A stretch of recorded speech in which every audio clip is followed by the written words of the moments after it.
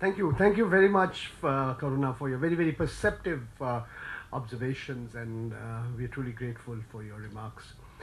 The next speaker, now that two eminent lawyers on the panel have spoken, now we have somebody who comes from a very, very different background. I have had the honor and privilege of knowing him from the time we were students, where we would affectionately refer to him by a popular food that we used to eat. It used to be called cutlet. And I've taken his permission to disclose this deep, dark secret of his. And he has forgiven me already.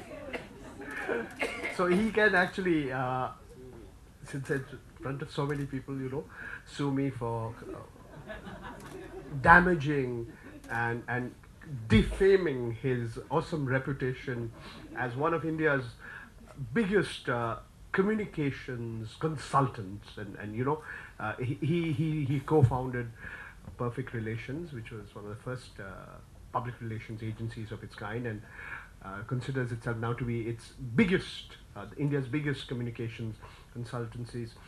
He calls himself an image manager. His good friends describe him as the best spin doctor without an MBBS degree. But it's not just with the public relations business. He's also been a practicing journalist, and he's seen how India's business environment has evolved over the last few decades.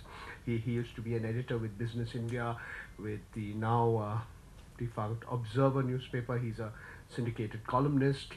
He's follows the way the governments, the bureaucracy, the regulatory environment changes, and this is something many of you are not aware of. That he has been a member of the Central Board of Film Certification, better known as the Censor Board, before Mr. Nihalani came into power, of course. And he's also been on the Board of Governors of the Advertising Standards Council of India. Over to you, Dilip Cherian.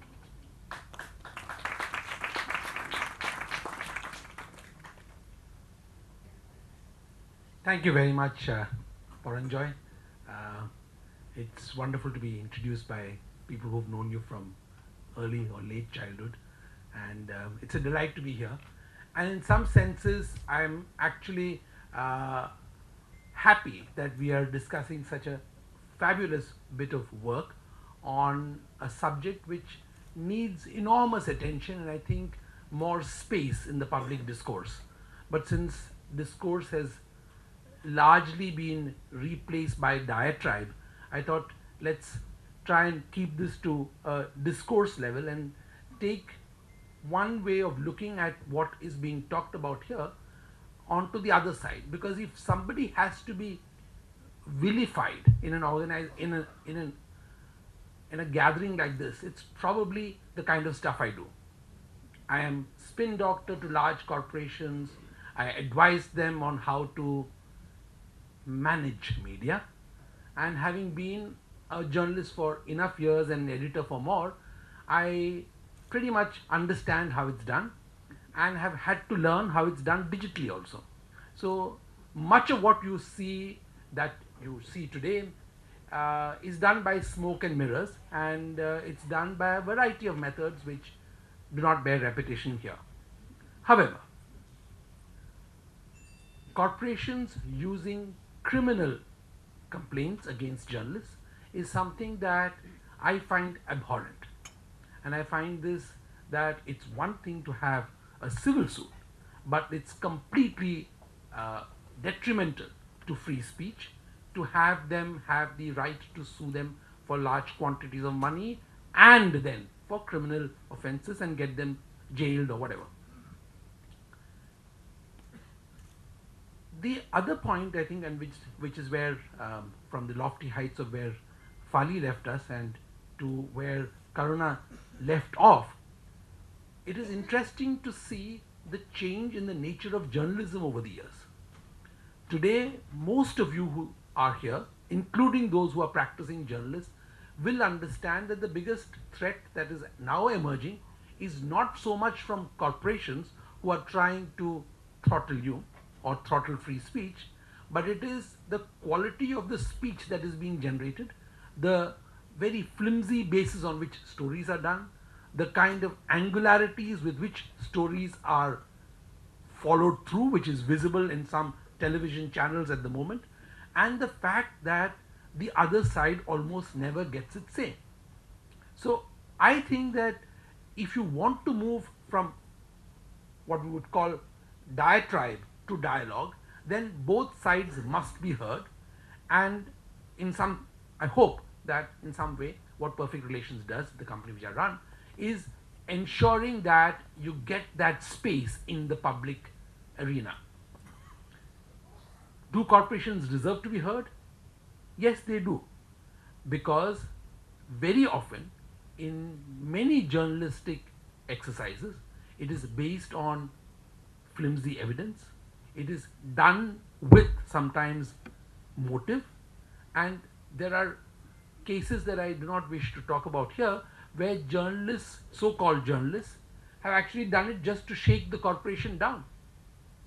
And that is becoming increasingly a phenomena which corporations are encountering more and more often now than ever before, where the journalists will go and show a tape and say, I'm about to air this or play this, but if you pay me off, I'm happy to swallow it.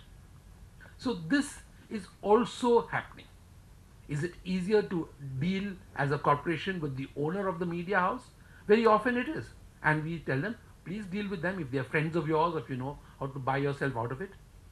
Is it possible to do it with paid media? Yes, it is possible to do it with paid media.